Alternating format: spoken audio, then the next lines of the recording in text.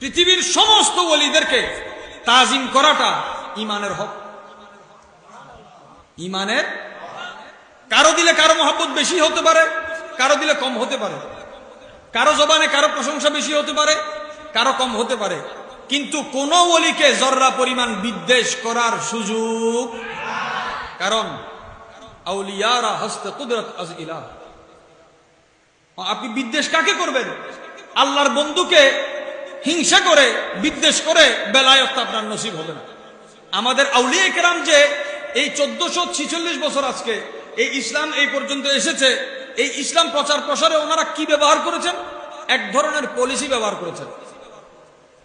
আমি যদি বলি খাজা গরিব নওয়াজ 90 লক্ষ থেকে 1 কোটির উপরে মানুষ মুসলমান করেছেন, উনি কি কোন সংগঠন করেছিলেন?